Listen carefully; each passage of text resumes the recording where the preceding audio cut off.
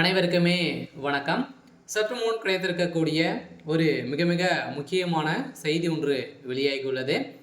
சற்று முன் திமுக ஆட்சி கலைப்பு, 8 மாதத்திற்கு ஜனாதிபதி ஆட்சி அமல்.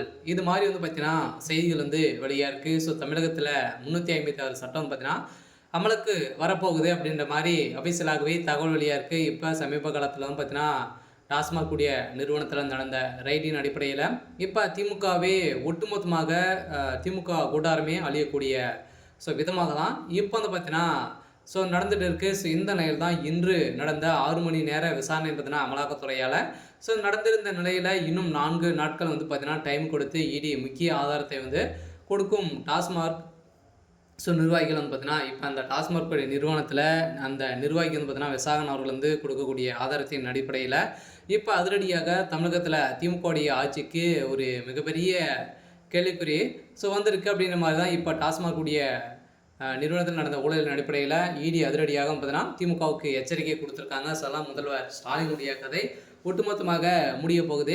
இதை பற்றி இந்த வீடியோவில் நம்ம முழுமையாக பார்க்கலாம். அதுக்கு முன்னாடி நம்ம சேனலுக்கு இப்போ தான் நீங்கள் முதல் முறையாக வந்திருக்கீங்க அப்படின்னா மறக்காமல் நம்முடைய சேனலை சப்ஸ்கிரைப் பண்ணி சப்போர்ட் பண்ணுங்கள். வாங்க வீடியோக்குள்ளே போகலாம். பார்த்தீங்கன்னா இப்போ ஜனாதிபதி அவருடைய காதுக்கு பார்த்தீங்கன்னா இப்போ இந்த டாஸ்மாக் நிறுவனத்தில் நடந்த ரைடின் அடிப்படையிலும் அதே மாதிரி இப்போ 2வது முறையாக நடந்த ரைடில் எக்கச்சக்கமான பணங்கள் சீக்கிரக்கு. இந்த நிலையில் தான் இப்போ அந்த டாஸ்மாக் நிர்வாகி வீட்டில் நடந்தது இல்லையா, விசாகனுடைய வீட்டில் நடந்தது.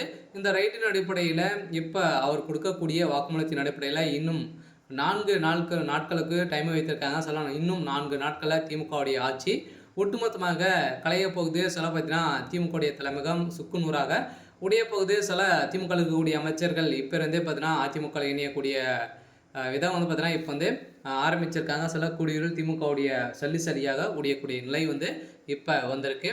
இதை பற்றி தொடர்ந்து பார்க்கலாம். இதை பார்த்தீங்கன்னா டாஸ்மாக் முறைகேடு தொடர்பாக டாஸ்மாக் பொது மேலாளர் சங்கீதா மற்றும் டாஸ்மாக் துணை மேலாளர் ஜோதி சங்கர் ஆகியோரிடம் அமலாக்கத்துறை 6 மணி நேரத்திற்கு மேலாக விசாரணை மேற்கொண்டுள்ளது. இந்த விசாரணை தொடர்ந்து சென்னை உள்ளிட்ட 8 மாவட்டங்களில் டாஸ்மாகில் இருந்து சப்ளை செய்யப்பட்ட மதுபானங்களில் விவரங்களை அமலாக்கத்துறை கேட்டுள்ளதாக தகவல் வெளியிருக்கு. இந்த விவரத்தின் அடிப்படையில் தான் இப்போ பார்த்தீங்கன்னா போலியான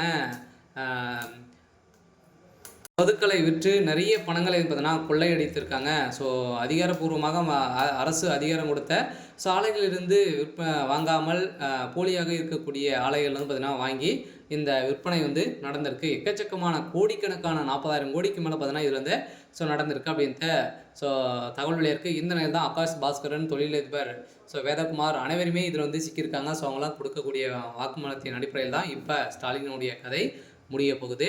சரி, ஓகே. இன்றைக்கான அப்டேட் இதுதான். மறக்காமல் நம்மளுடைய சேனலை சப்ஸ்கிரைப் பண்ணி சப்போர்ட் பண்ணுங்கள். தேங்க்யூ.